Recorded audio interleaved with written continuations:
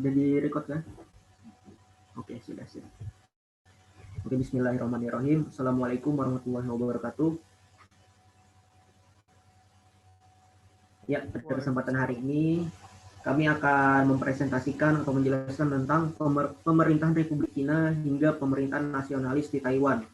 Sebelum kita masuk ke materi, izinkan saya terlebih dahulu memperkenalkan anggota dari kelompok ini, yaitu yang pertama ada Aditya Reski Mahardika, yang kedua ada Nur Afnita Prihatin, yang ketiga ada Muhammad Nur, yang keempat ada Meita Aulia Putri, yang kelima ada April Senisa Ahmad Ilham Syahputra selaku moderator. Oke, bisa di next.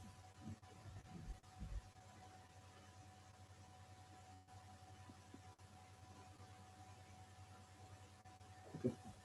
Tujuan pembahasannya yaitu yang pertama untuk mengetahui awal mula berdirinya Republik Cina, yang kedua untuk mengetahui hubungan kaum nasionalis dan kaum komunis di Cina, dan yang ketiga yaitu untuk mengetahui pemerintahan nasionalis di Taiwan.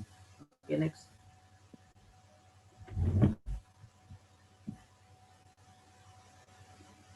Oke, mungkin langsung saja kita ke pembahasan yang pertama yaitu pemerintahan Republik Cina. Sub pembahasan A yaitu berdirinya Republik Cina. Yang pertama ada meletusnya revolusi di Cina Selatan. Mungkin langsung saya jelaskan. Jadi meletusnya revolusi ini di Cina bagian selatan, tepatnya di wilayah Kanton. Kanton merupakan pusat kegiatan perdagangan dan juga merupakan pusat pertemuan antar bangsa. Melalui Kanton, masuklah paham-paham, ide-ide, dan pikiran Barat yang liberal. Dari sinilah juga muncul berbagai tokoh perjuangan nasional, seperti Sun Yat-sen, yang mampu menghimpun para mahasiswa Cina yang belajar di luar negeri, orang-orang Cina yang progresif. Mereka bersatu dan bersama-sama menggulingkan pemerintahan dinasti Manchu, dan mengusir atau melenyapkan karena segala macam pengaruh bangsa Barat dengan hak istimewa mereka. Karena letaknya strategis, maka Kanton ini adalah yang paling terbuka untuk perhubungan dengan negara lain. Selain itu, rakyat yang tinggal di Cina Selatan tergolong rakyat yang cerdas dan kuat. Gerakan anti bangsa asing yakni Manchu dan Barat semuanya berpusat di selatan. Lalu kita ke selanjutnya yaitu revolusi dan awal berdirinya Republik Cina. Pada waktu Cina berperang melawan Jepang, kesempatan ini digunakan oleh Dr. Sun Yat-sen untuk mengadakan gerakan Kanton untuk dijadikan pusat revolusi. Tetapi usaha ini gagal. Begitu juga saat pemberontakan Boxer atau pada tahun 1900 Masehi juga belum berhasil dilaksanakan oleh kaum revolusioner. Pada 27 April 1911, di bawah pimpinan Huang Xing, melakukan gerakan pemberontakan di Kanton, tetapi juga mengalami kegagalan. Pada 9 Oktober 1911, meledak bom di salah satu markas kaum revolusioner di Provinsi Hubei. Banyak dokumen penting dan prajurit tertangkap oleh Raja Muda Hubei, yaitu Jui Chang. Pada 11 November 1911, pasukan revolusioner menuntut Kaisar Manchu yang masih kanak-kanak untuk turun tahta. Sebagai reaksi, pihak Manchu yang mengangkat Yuan Shikai yang sebagai pemimpin sipil dan militer tertinggi di Cina Utara. Pada Desember 1911, boleh dikatakan kemenangan sudah berpihak ke kaum revolusioner.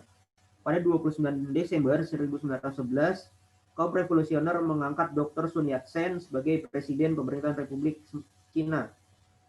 Pada 1 Januari 1912, Sun Yat-sen dilantik sebagai Presiden Cina di Nanking. Tanggal 1 Januari ditetapkan sebagai tanggal berdirinya Republik Cina, dan 10 Oktober meletusnya revolusi di Wuchang ditetapkan sebagai Hari Kemerdekaan Cina. Selanjutnya Dr. Sun Yat-sen menyatakan bahwa dasar negara adalah rakyat.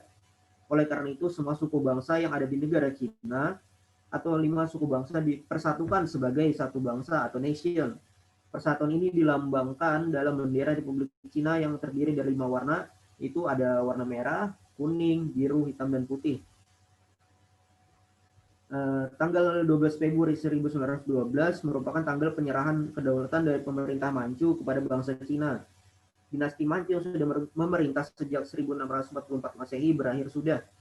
Untuk menghindarkan kemungkinan terjadi perpecahan, maka Dr. Sun Yat-sen mengundurkan diri dari jabatan Presiden sementara Republik Cina dan menyerahkannya secara resmi tanggal 15 Februari 1912 kepada Yuan Shikai.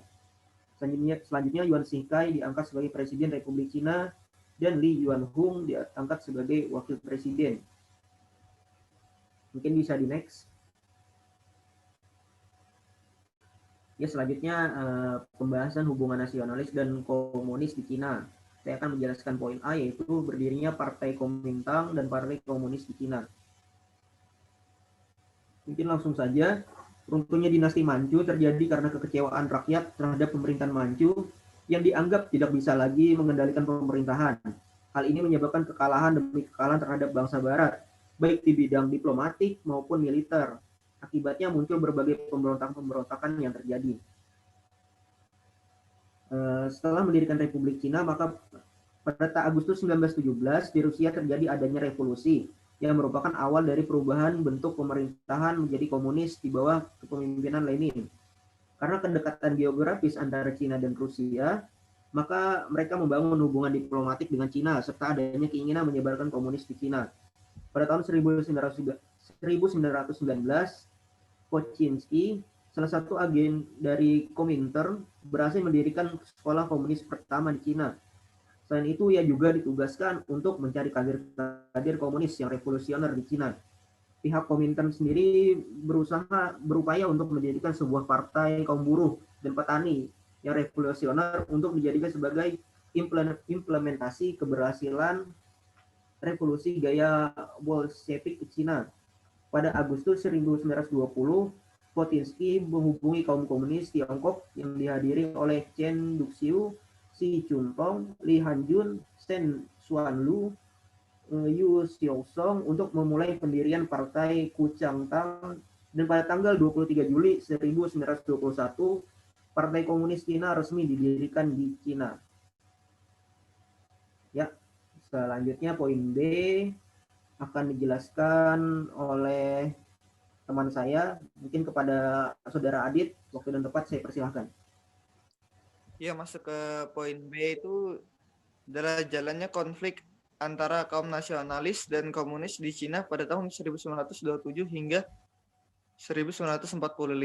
Pada tahun 1922, pemerintahan Uni Soviet mengirimkan Abraham Adolf Joffy untuk membicarakan tentang persetujuan mengenai daerah yang pernah dirampas dari Cina yang akan dikembalikan lagi. Nah, di sini Dr. Sun Yat-sen menerima tawaran tersebut dan ia berpendapat bahwasanya komunis tidak cocok diterapkan di Cina. Dengan demikian terjadilah hubungan antara pemerintah Kuomintang dan Uni Soviet. Nah, lalu pemerintah nasionalis mengirimkan misi yang diketahui oleh Chiang Kai-shek ke Uni Soviet untuk belajar mengenai birokrasi pemerintahan, dan sebagai balasannya Uni Soviet mengirimkan Borodin dan Jenderal Blücher ke Cina untuk mengatur kembali birokrasi Partai Kuomintang dan mengajar di Akademik Militer Whampoa. Pada bulan Juni 1924, setelah keputusan Kongres Nasional, kaum komunis diperbolehkan untuk bergabung dalam Kuomintang dengan syarat bahwa mereka akan tunduk kepada asas-asas Kuomintang. Pada 1925, Dr. Sun Yat-sen wafat dan digantikan oleh Chiang Kai-shek yang tidak suka dengan kaum komunis serta berusaha untuk menyingkirkan kaum komunis dan Kuomintang, karena ia menganggap bahwa kaum komunis dapat membahayakan persatuan negeri serta mengirim kembali Borodin dan Jenderal Blücher ke Uni Soviet. Hal ini memicu konflik antara kaum nasionalis dan komunis. Pada tahun 1927, Mao Zedong terpilih sebagai pemimpin Partai Komunis Cina dan melalui Tentara Merah di bawah pemimpinan Zhou Enlai dan Zhu De mengadakan perebutan kekuasaan di Nanchang yang berhasil digagalkan oleh Kuomintang. Akibatnya terjadi peristiwa yang disebut dengan Shanghai Massacre. Lalu sisa-sisa anggota Partai Komunis mundur ke daerah-daerah yang tidak mudah diakses dan mulai menyadari bahwa kedudukannya di Provinsi Jingxi tidak dapat dipertahankan lagi. Pada saat itu, Jepang sedang melakukan ekspansi ke wilayah utara Cina, sehingga pada tanggal 1 Agustus 1935, Partai Komunis Cina menyerukan Partai Komunis menyatakan untuk bergabung dengan pemerintahan nasional dan meleburkan Tentara Merah dengan Tentara Nasional dalam menghadapi agresi militer Jepang. Dengan demikian, pertikaian antara kaum komunis dan kaum nasionalis sempat terhenti dan bersatu untuk menghadapi Jepang. Pasca Perang Dunia II berakhir dan Jepang menyerah, pertikaian antara kaum nasionalis dan kaum komunis kembali terjadi untuk merebutkan kekuasaan di Cina. Chiang Kai-shek sendiri merasa khawatir dengan Tentara Merah yang menguasai daerah pedesaan yang sangat luas, sehingga ia meminta bantuan Amerika Serikat untuk membantu menyelesaikan masalah di Cina. Pada tahun 1945, Presiden Truman berusaha menghindarkan perang saudara di Cina dengan mengutus Jenderal George Marshall untuk bertindak sebagai perantara antara pemerintah nasionalis dengan Partai Komunis Cina. Namun, sepeninggal Marshall, pertempuran kembali terjadi dengan skala yang semakin meluas. Nah, pada tahun 1947, pemerintah nasionalis berhasil merebut kota Yaman dari pihak komunis. Meskipun pada awalnya terdesak, namun keadaan segera berbalik ketika kaum komunis menerapkan taktik land reform. Alhasil pada tahun 1948, Tentara Merah berhasil merebut kota-kota yang dikuasai oleh kaum nasionalis, seperti kota Jinan, Chang'an, Mukden, dan pada tahun 1949, Beiping jatuh ke tangan komunis dan merubah nama kota itu menjadi Beijing. Tentara Merah yang menguasai wilayah utara segera melancarkan serangannya ke wilayah selatan, memaksa pemerintahan nasionalis memindahkan ibu kotanya dari Nanjing ke Kanton. Lalu Tentara Merah berhasil merebut kota Taiyun dan Nanjing, kemudian berturut-turut seperti kota Hango, Shanghai, Qingdao, jauh ke dalam genggaman Tentara Merah. Masuk ke poin dampak dari konflik antara kaum nasionalis dan kaum komunis di Cina, yaitu setelah hampir seluruh wilayah Cina berada di tangan kaum komunis, maka Mao Zedong memproklamasikan berdirinya Republik Cina, mempromosikan berdirinya Republik Rakyat Cina atau RRC yang beribu kota di Beijing pada tanggal 1 Oktober 1949. Kemudian pada tanggal 14 Oktober 1949, Kanton berhasil dikuasai Tentara Merah dan selanjutnya Chongje serta Yunnan dan Hainan berhasil dikuasai komunis, sehingga pemerintahan nasionalis tidak memiliki wilayah lagi di Cina daratan. Dengan kekalahan yang dialami kaum nasionalis di bawah Chiang Kai-shek, membuat pasukan nasionalis melarikan diri menuju Pulau Formosa atau Taiwan yang menyebar Selat Formosa sejauh 100 km. Kemudian pada tanggal 7 Desember 1949, Chiang Kai-shek menyatakan kota Taipei sebagai ibu kota sementara Republik Cina di Pulau Taiwan. Next, Prisa.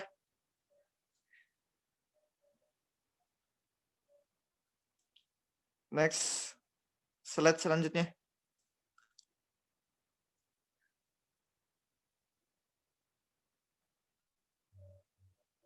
Prisa.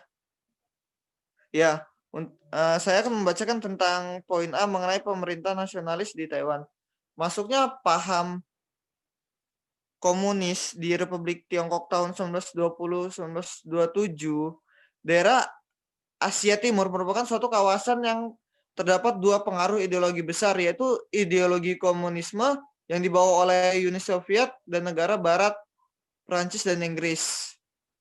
Nah, paham komunis di Tiongkok, di wilayah Tiongkok juga terpengaruh oleh Revolusi Prancis yang melahirkan sebuah konstitusi sistem republik berdasarkan San Minchu.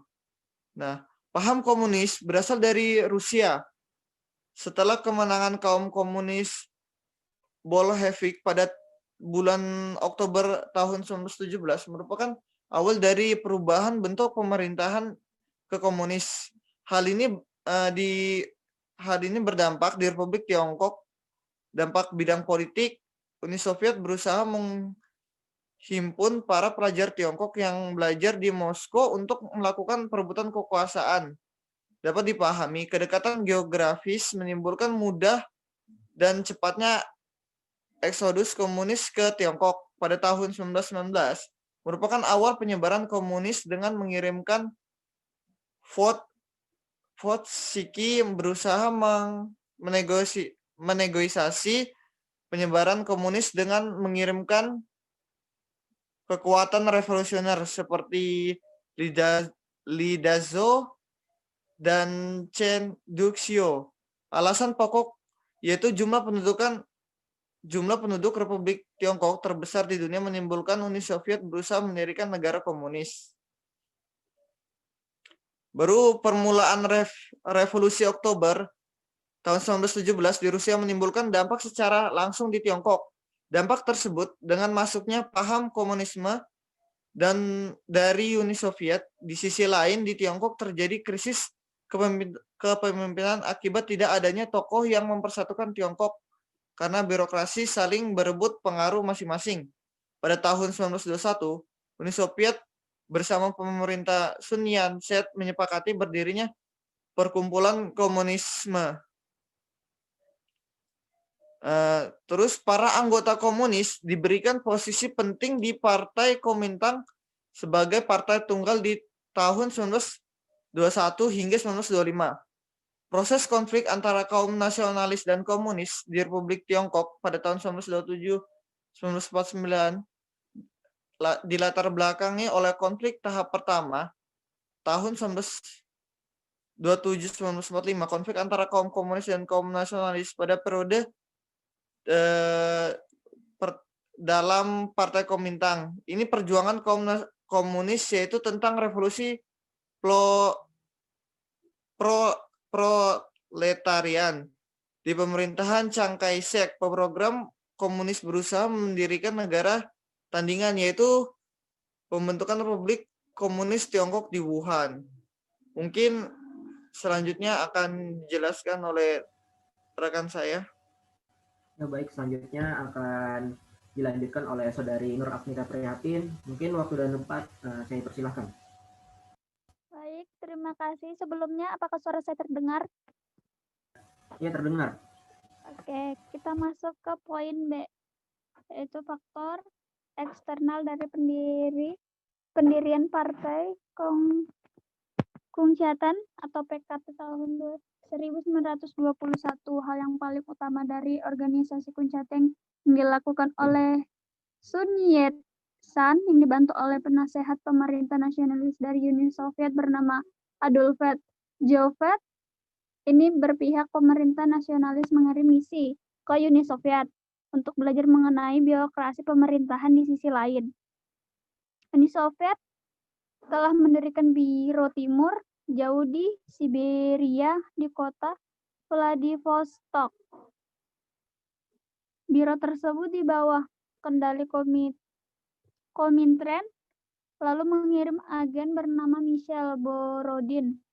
Diplomasi Sun Yat-sen di dunia internasional baru mencari dukungan mengenai reunifikasi dengan komunis ditolak oleh Amerika Serikat dan Inggris. Borodin menyarankan kaum komunis untuk bersatu di bawah kendali kaum nasionalis dan akan melakukan janji pada kaum komunis untuk membantu perjuangan dalam perebutan kekuasaan. Kaum komunis dan kaum nasionalis ini akhirnya bersatu di dalam Partai Kuomintang yang menjadi partai tunggal waktu itu di Taiwan.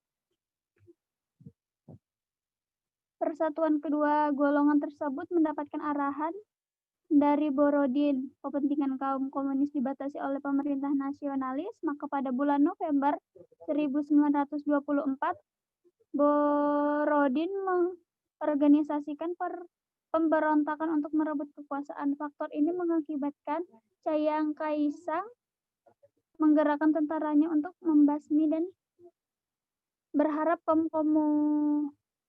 membasmi terhadap kaum komunis. Hal ini yang menyebabkan pendirian dari Partai Kuomintang pada tahun 1921.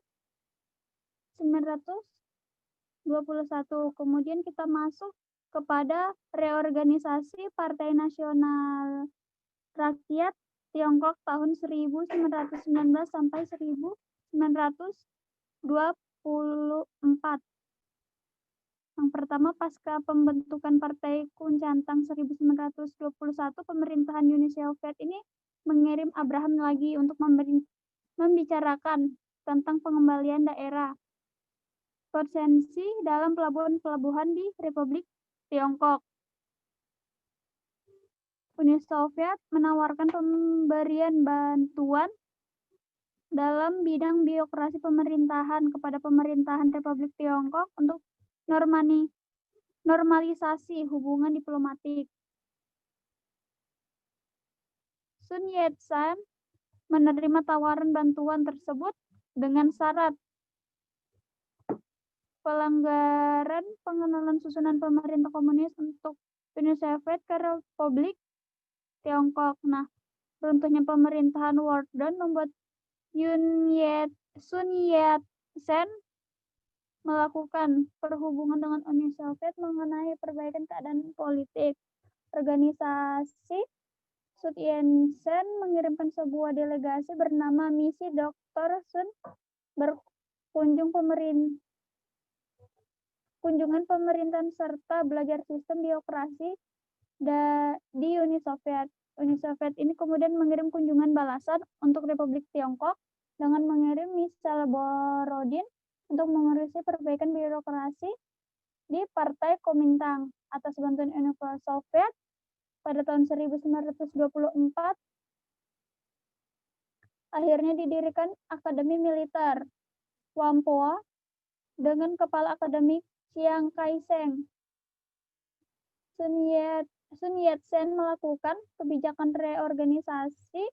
Sebagai contoh dalam reorganisasi ini, yaitu Uni Soviet sebagai negara barat, Amerika Serikat dan Inggris dalam waktu itu konferensi Washington menolak reorganisasi dan lebih senang melangsungkan hubungan dagang dengan tuan tanah di Peking. Hal ini yang disebabkan berdirinya reorganisasi Partai Nasional Rakyat Tiongkok. Slide selanjutnya, Apisa. Baik, selanjutnya akan dijelaskan oleh teman saya. Baik, kepada Saudari Meita, waktu dan tempat saya persilakan.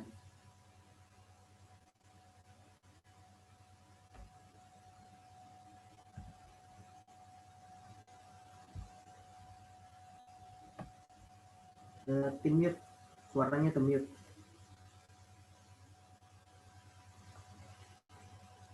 Nah, ya. Ya, lanjut ke poin E, yaitu faktor internal. Permasalahan pokok utama yang melatar belakangi konflik internal di dalam pemerintahan yaitu kaum komunis dibatasi dalam kebijakan di pemerintahan. Pasca meninggalnya Sun Yat-sen tahun 1925, pengaruh golongan intelektual yang awalnya bersifat independen mulai bergabung dengan kaum nasionalis di pemerintahan. Pasca kaum nasionalis dan kaum komunis di dalam pemerintahan dan dengan kelanjutan suksesnya kampanye Chiang Kai-shek di wilayah Tiongkok Utara, kemenangan tentara Chiang Kai-shek di wilayah Tiongkok Selatan berhasil mencapai gerbang Shanghai pada 21 Maret 1927. Pemerintahan nasionalis membagi kekuasaan menjadi dua, yaitu kaum nasionalis sebagai pemimpin dan para kapitalis di Shanghai sebagai golongan kedua di pemerintahan. Kaum nasionalis merubah kebijakan dengan mendiskriminasikan kaum komunis dan mulai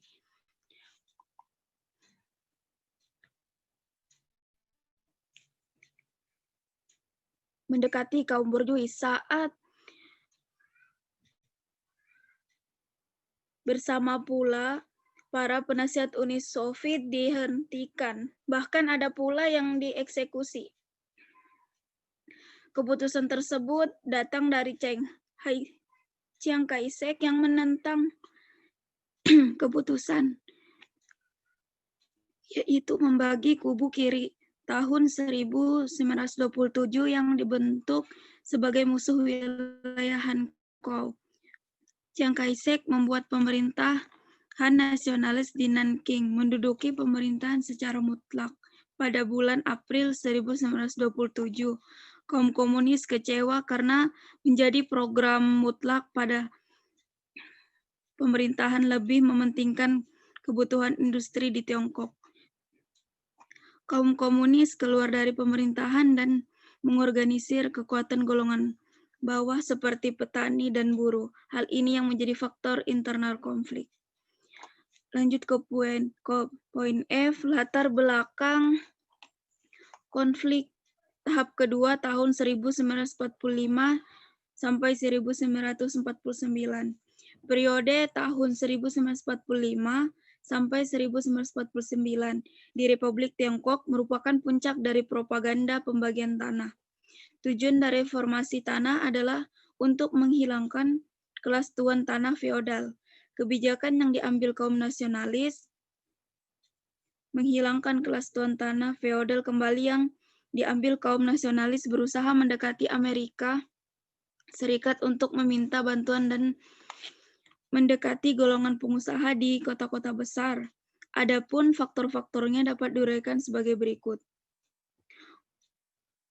Kondisi Tiongkok pasca Perang Dunia II menimbulkan perebutan pengaruh dari kepentingan asing antara Amerika Serikat dan Uni Soviet. Amerika Serikat membantu kepentingan kaum nasionalis berusaha menjadi bentuk negara agar tidak jatuh ke komunis, dan Uni Soviet membantu kaum komunis untuk melakukan perebutan kekuasaan. Lanjut ke poin G. Bantuan Amerika Serikat di pemerintahan Chiang Kai-shek tahun 1945 sampai 1949. Pada tanggal 6 Agustus 1945, Angkatan Udara Amerika Serikat menjatuhkan bom atom di kota Hiroshima. Bersamaan dengan berakhirnya perjanjian tidak saling menyerang antara Uni Soviet dan Jepang, sebagaimana telah disepakati oleh Konferensi Yalta, maka pada tanggal 8 Agustus 1945, Uni Soviet menyatakan perang dengan Jepang. Pada hari berikutnya, Marsekal dari Uni Soviet, Rodion Malinovsky, menggerakkan pasukannya untuk menyerang Manchuria. Pada tanggal 9 Agustus 1945, bom atom kedua jatuh di Nagasaki. Sehingga tanggal 14 Agustus 1945, Jepang menyerah tanpa syarat. Pasca Perang Dunia II berakhir dan Jepang menyerah, kaum nasionalis dan kaum komunis saling berlomba menduduki posisi yang paling baik di bagian Tiongkok yang sebelumnya diduduki oleh Jepang. Kaum nasionalis lebih memilih memasuki kota-kota besar terlebih dahulu. Chiang Kai-shek kemudian merasa khawatir dengan tentara merah yang menguasai daerah pedesaan yang sangat luas sehingga dengan cepat dapat menguasai daerah-daerah bekas penduduk Jepang beserta persenjataannya. Chiang Kai-shek meminta bantuan Amerika Serikat dan mengirimkan pasukannya sebagian dan sebanyak 50.000 marinir yang akan ditempatkan di daerah-daerah yang penting. Tentara dari 3 negara Amerika, Inggris, dan Tiongkok diterbangkan ke Beijing, Tianjin, Shanghai, dan Nanjing dengan total keseluruhan 500.000 tentara.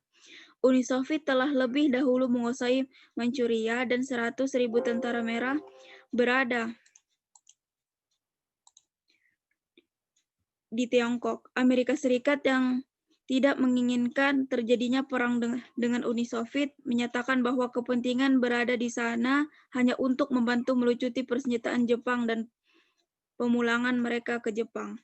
Pada Oktober 1945, kaum nasionalis dan komunis menyetujui untuk menjaga perdamaian, persatuan, pengintegrasian tentara, membentuk Majelis Permusyawaratan Politik Nasional dari semua partai, dan mempersiapkan pendirian pemerintah yang berdemokrasi. Presiden Truman mengutus Jenderal George Marshall, mantan Kepala Staf Gabungan Angkatan Bersenjata Amerika Serikat. Pada mulanya reaksi kedua belah pihak cukup positif. Permusuhan dihentikan dan dibuat konferensi nasional untuk perundingan politik dengan wakil dari masing-masing partai dan golongan menyusun sebuah undang-undang dasar demokratis. Pada tanggal 11 Maret 1946, Marshall kembali ke Amerika atas perintah Presiden Truman. Pasca Marshall meninggalkan Tiongkok, tidak lama kemudian terjadi pembentrokan di Manchuria. Tentara Merah berhasil mengalahkan Tentara Nasional. Kemudian Chiang Kai-shek segera membalas dengan mengirim pasukannya. Kaum nasionalis telah menguasai daerah-daerah strategis di Manchuria. Saat Marshall kembali ke Tiongkok, berhasil mengadakan gencatan senjata antara kaum nasionalis dan komunis. Selanjutnya akan dilanjutkan oleh teman saya. Ini karena waktunya sisa 3 menit lagi, mungkin kita stop dulu recordnya, nanti kita lanjut lagi. Kepada Aprisa, di stop dulu recordnya. Kita start ulang. Oke. Baik, selanjutnya akan dijelaskan oleh teman saya. Pada Saudara Muhammad Nur, waktu dan tempat saya persilahkan. Poin A, bantuan Uni Soviet di kaum komunis pada tahun 1945 sampai 1949. Perang Dunia II berakhir dengan semakin menguatnya imperialisme Amerika Serikat dan Uni Soviet. Konflik yang tak terelakkan di antara mereka sudah terlihat jelas sebelum akhir perang tersebut. Pada tanggal 9 Agustus 1945, pasukan Soviet meluncurkan operasi ofensif strategis Manchuria untuk menyerang Jepang di Manchuria dan di sepanjang perbatasan Tiongkok-Mongolia. Dalam sebuah serangan kilat, tentara Soviet menghancurkan tentara Jepang dan menduduki Manchuria. 700.000 pasukan Jepang yang ditempatkan di wilayah itu menyerah. Tentara Merah menaklukkan Manchukuo, Mengjiang atau pedalaman Mongolia, bagian utara Korea, bagian selatan Sakhalin, dan Kepulauan Kuril. Hal tersebut merupakan bantuan Uni Soviet ditujukan kepada kaum komunis. Pasca menyerahnya Jepang, Chiang Kai-shek membuat perjanjian dengan Moskow, yaitu tidak menyerang tentara merah di perbatasan Manchuria Uni Soviet. Pihak Uni Soviet meminta kepada Chiang Kai-shek untuk tidak menyerang kaum komunis dan menyerahkan Manchuria ke tangan tentara merah. Kaum nasionalis tidak menyetujui. Uni Soviet menyepakati perjanjian dengan Chiang Kai-shek, yaitu yang pertama, wilayah kota-kota penting di Tiongkok Utara menjadi milik tentara nasionalis. Dan yang kedua, wilayah pedesaan menjadi milik tentara merah. Tujuan dari Uni Soviet yaitu mengaplikasikan seluruh kekuatan basis di pedesaan untuk merekrut sebesar-besarnya kader-kader yang militan. Next.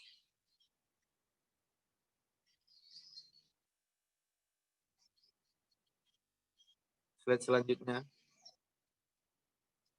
Faktor internal. Faktor utama yaitu di bidang pemerintahan. Penerapan sistem satu partai dalam pemerintahan dengan menghapus sistem multipartai menimbulkan kecaman dari Mao Zedong. Mao Zedong menuntut agar kaum nasionalis setuju untuk mendirikan sebuah pemerintahan koalisi guna menggantikan pemerintahan satu partai. Pada 14 Agustus 1945, Uni Soviet bergerak selangkah lebih jauh. Uni Soviet merundingkan dengan pemerintahan Chiang Kai-shek sebuah perjanjian persahabatan dan aliansi Tiongkok-Soviet. Selanjutnya, Stalin menasihati kaum komunis Tiongkok bahwa pemberontakan mereka tidak memiliki prospek dan bahwa mereka harus bergabung dengan pemerintahan Chiang Kai-shek serta membubarkan Tentara Merah. Adapun faktor tersebut antara lain, yang pertama ada faktor kekalahan tentara nasionalis Chiang Kai-shek tahun 1945 sampai 1949. Pada tahun 1948, Tentara Merah di bawah pimpinan Lin Biao setahap demi setahap berhasil menduduki semua kota di Manchuria. Tentara-tentara nasionalis mulai mengalami kekalahan secara terus-menerus. Kaum nasionalis telah kehilangan tentaranya, persenjataan mereka termasuk bantuan militer dari Amerika. Kaum nasionalis pada bulan Januari 1949 telah kehilangan 5 grup tentara. Korps Mobil Baja, salah satu penyebab kekalahan tentara nasionalis terhadap kaum komunis adalah yang pertama, tentara nasionalis mengalami kesalahan kepemimpinan. Salah satunya yaitu Chiang Kai-shek mengirim terlalu banyak tentara ke Manchuria. Sehingga dalam waktu singkat, kaum nasionalis telah kehilangan tentaranya. Yang kedua, terjadinya inflasi yang sangat tinggi dan hancurnya perekonomian terutama setelah perang dengan Jepang. Dan yang ketiga, pemerintahan telah kehilangan kepercayaan dan rasa hormat dari masyarakat terutama setelah perang dengan Jepang. Ketika masyarakat masih menderita akibat pendudukan Jepang, para partai Kuomintang sibuk untuk mengambil alih tempat dan barang-barang yang ditinggalkan oleh Jepang. Dan yang terakhir dan yang kedua poin kedua, faktor kemenangan Tentara Merah tahun 1945 sampai 1949. Hutan kekuasaan yang telah dilakukan kaum komunis berlanjut setelah kekalahan Jepang atas Sekutu. Sehubung dengan perebutan kekuasaan, kaum komunis mendapat pasokan dana sebesar 2.000 yuan per bulan. Selama Perang Tiongkok-Jepang tahap 2, Partai Kuomintang mengubah kebijakan pra-perang, yaitu melakukan penyitaan tanah kepada para tuan tanah dan mendistribusikannya di antara para petani. Kebijakan baru tersebut untuk mengurangi sewa dan bunga. Pasca Jepang menyerah kepada Sekutu tahun 1945, Komite Sentral Partai Kuomintang melakukan perubahan di bidang pertahanan. Kebijakan pertahanan dimaksudkan untuk menguatkan posisi Partai Kuomintang di mata rakyat Tiongkok. yang didominasi oleh kaum petani dan buruh. Akhirnya pada tanggal 10 Oktober 1947 menyediakan untuk pemerataan tanah per kepala. Strategi yang diterapkan kaum komunis menimbulkan simpati dari rakyat. Strategi tersebut menyangkut penguatan persenjataan tentara merah dibantu oleh Uni Soviet. Kemenangan tentara merah dikarenakan jiwa atau kekuatan motivasi sangat tinggi. Hal itu berbanding terbalik dengan tentara nasionalis yang lemah. Selanjutnya presentasi akan dilanjutkan oleh saudari Ya, saya. baik, saya ambil alih. Selanjutnya presentasi akan dilanjutkan oleh saudari saya, saudari Aprisa di samping. Waktu dan tempat sepertinya saya persilahkan. Baik, terima kasih. Suara saya terdengar ya? Terdengar. Ya, terdengar. Ya, baik, saya akan melanjutkan poin ketiga, yaitu dampak konflik antara kaum nasionalis dan dan komunis di Republik Tiongkok tahun 1945. Konflik antara kaum nasionalis dan komunis terjadi karena perbedaan paham. Perbedaan paham mengakibatkan kondisi pemerintahan tidak stabil. Persaingan dari tentara nasionalis yang dibantu Amerika Serikat, sedangkan tentara pembebasan rakyat dibantu Uni Soviet. Hal itu saling memberikan bantuan kepada kedua pemerintahan di Republik Tiongkok. Dampak yang paling besar antara kedua negara,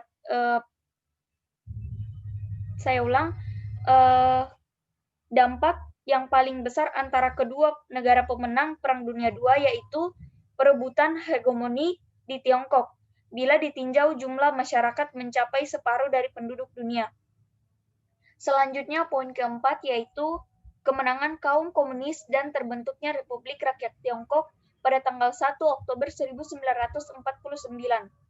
Jadi pada tahun 1949 merupakan awal perubahan kekuatan di Republik Tiongkok. Kaum komunis yang diduduki perang petani dan buruh dengan mudah mengorganisir kekuatan tentaranya. Di sisi lain, pihak komunis didukung Uni Soviet yang rutin mengirimkan bantuan persenjataan. Kemenangan kaum komunis juga didukung peran kaum intelektual yang semula mendukung Chiang Kai-shek menjadi pendukung pejuang kaum komunis. Tenaga pendorong yang paling kuat adalah pemberontakan kaum tani terhadap ketidaktaatoran pemerintahan Chiang Kai-shek. Melihat situasi yang demikian, maka pemerintahan Amerika Serikat terpaksa mengurangi tentaranya dan memutuskan bantuan kepada Chiang Kai-shek di pihak komunis dan dengan semakin menanjaknya kemenangan. Maka pihak komunis mendengungkan slogan dengan kepergian Chiang Kai-shek.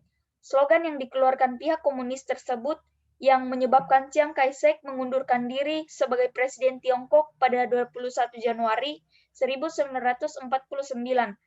Pemerintahan diserahkan kepada Wakil Presiden yakni Jenderal Lee Chun-mien.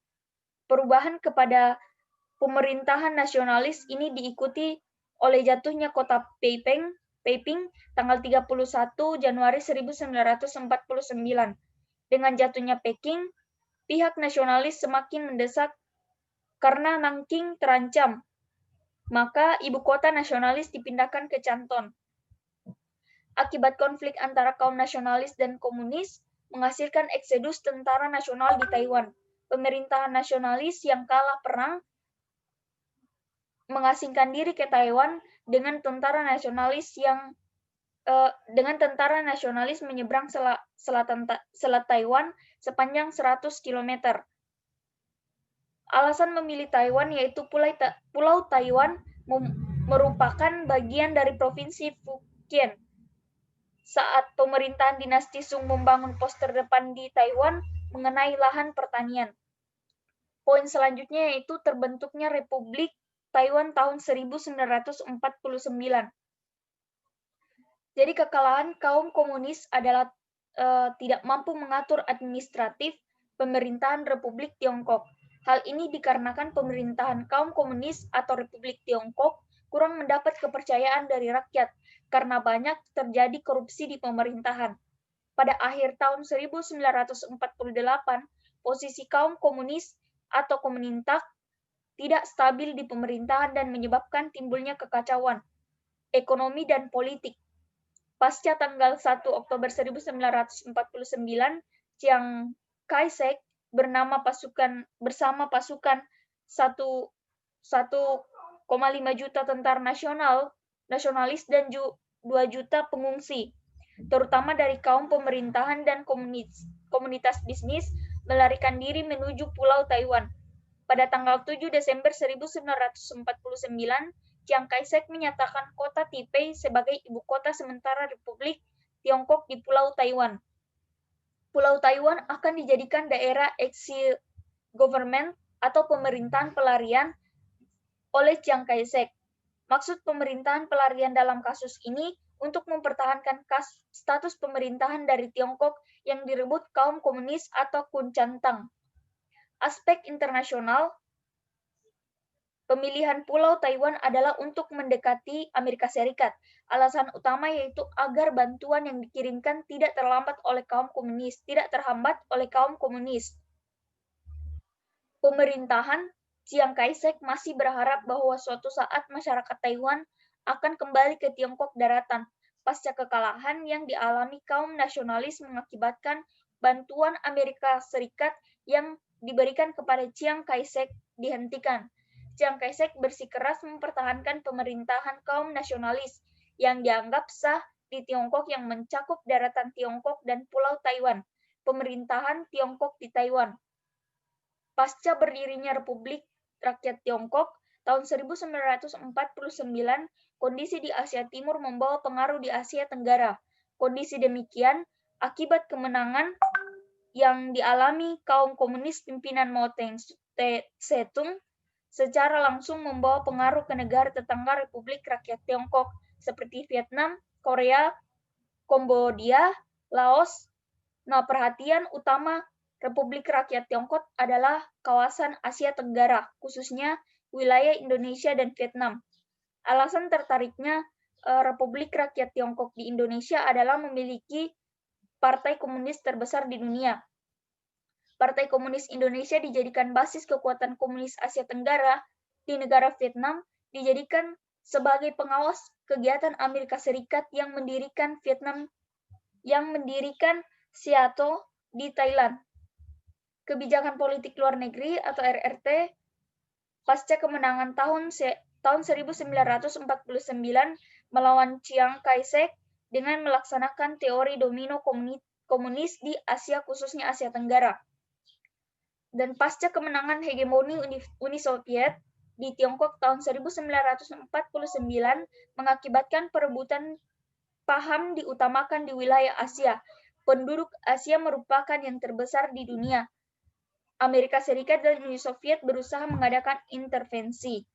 Di negara-negara Asia, keadaan tersebut semakin menambah rumit karena masuknya RRT dilandasi kebijakan luar negeri tentang penyebaran komunisme. Gaya Mao Tse-tung melintasi tentara merah RRT telah mengalahkan negeri asal komunisme, yaitu Uni Soviet. Ajaran komunis Tiongkok semakin banyak mengikuti khususnya di Asia Tenggara atau Indochina. Terdapat kepentingan negara Amerika Serikat berada di Filipina dan Thailand. Sementara kepentingan Uni Soviet di Indonesia, realitas yang terjadi melibatkan ajaran yang cepat diterima yaitu dari RRT. Hal ini bisa ditinjau pada bulan Desember 1949. RRT mengangkat Zhou Enlai sebagai Perdana Menteri. Kondisi demikian membuat terbentuknya poros Jakarta, Phnom Penh, Peking, Hanoi, Pyongyang. Latar belakang pendirian yaitu ingin menyeimbangkan kekuatan Uni Soviet dan Amerika Serikat dengan terbentuknya sekutu poros komunis. Ya mungkin itu saja yang dapat saya sampaikan. Selanjutnya saya kembalikan ke moderator. Baik, demikianlah presentasi dari kelompok pemerintahan nasionalis pemerintahan Republik Cina hingga pemerintahan nasionalis di Taiwan. Kurang lebihnya mohon maaf. Apabila kami ada kekurangan mohon dimaafkan. Terima kasih. Wassalamualaikum warahmatullahi wabarakatuh. Waalaikumsalam warahmatullahi wabarakatuh. Oke, recordnya bisa di end.